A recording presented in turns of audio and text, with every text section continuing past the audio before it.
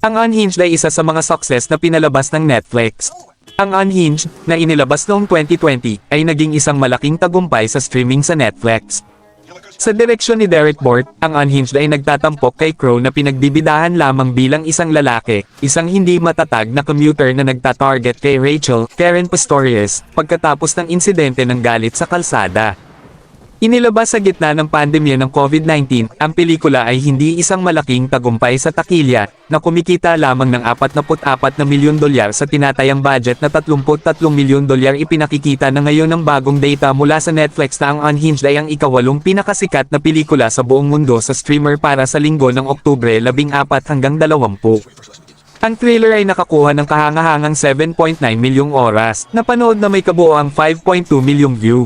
Nagtagumpay si Unhinged na talunin ang mga titulo tulad ng Jurassic World Dominion, 2022, at Venom, Let There Be Carnage, 2021, ngunit nahuhuli sa iba tulad ng The Predator, 2018, Bad Boys, Ride or Die, 2024, at Sing, 2016. Na may Lonely Planet 2024 sa nangungunang posisyon.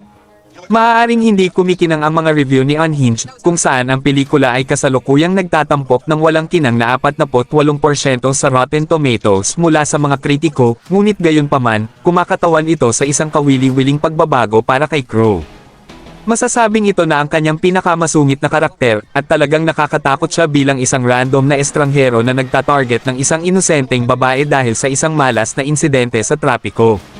Ang isang ideya na ginampanan ng pelikula ay ang gayong pagtatagpo ay maaaring mangyari sa sinuman, at iyon ang bahagi kung bakit ito nakakatakot. Ang pelikula ay medyo mas maganda sa mga manunood, na nakakuha ng 77% Rotten Tomatoes na marka ng madla, at tiyak na may ilang kasiyahan sa pulpy thriller na ito. Diretso ang premise at may ilang magagandang sandali ng tensyon sa kabuuan, at walang alinlangang bahagi ang pagiging wild ni Crow kung bakit nakakamit ng pelikula ang tagumpay sa streaming. Ang pagtatapos ni Unhinged ay umabot din sa ilang matinding karahasan. Bagamat malamang na hindi mabanggit bilang isa sa mga pinakamahusay na pelikula ng filmography ni Crow, ang Unhinged ay nagpapakita pa rin ng isang kawili-wiling bagong bahagi sa aktor at gumagawa para sa isang nakakatuwang popcorn thriller. Mula nang mag-star sa Unhinged, walang mga kontrabida role ang lead actor na tumugma sa level ng realism at suspense gaya ng pelikulang ito.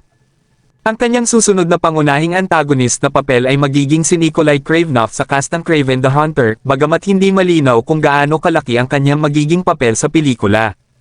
Dahil sa kaunting pagpapakita niya bilang kontrabida sa mga nakalipas na taon, nag-alok ng bago para kay Crow ang muling pagpapalabas ng Netflix ng thriller pagkatapos ng ilang heroic na paglalarawan sa buong karera niya. Si Unhinged ay inspirasyon ng Duel noong 1971, ang unang pelikula ni Steven Spielberg tungkol sa isang walang humpay na trucker.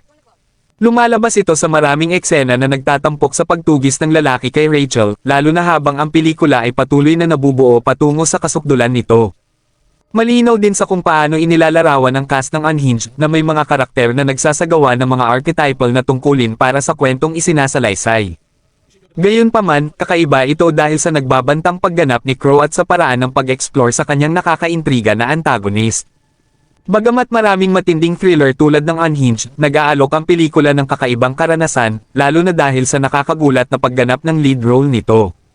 Bagamat maaaring hindi nasiyahan ang mga kritiko sa pelikula gaya ng mga manunood, ang pagkakaiba nito sa mga gawa ni Crow ay nagpapatingkad para sa aktor, anuman ang pagtanggap. Makikipagtambol pa nga siya sa direktor na si Bort, minsan pang para sa crime thriller Bear Country. Dahil ang Unhinged ay lumalago sa tagumpay sa Netflix, maaari nitong ipahiwatig ang potensyal para sa mas malalakas na mga tungkuling kontrabida na maaaring gawin ni Crow sa hinaharap.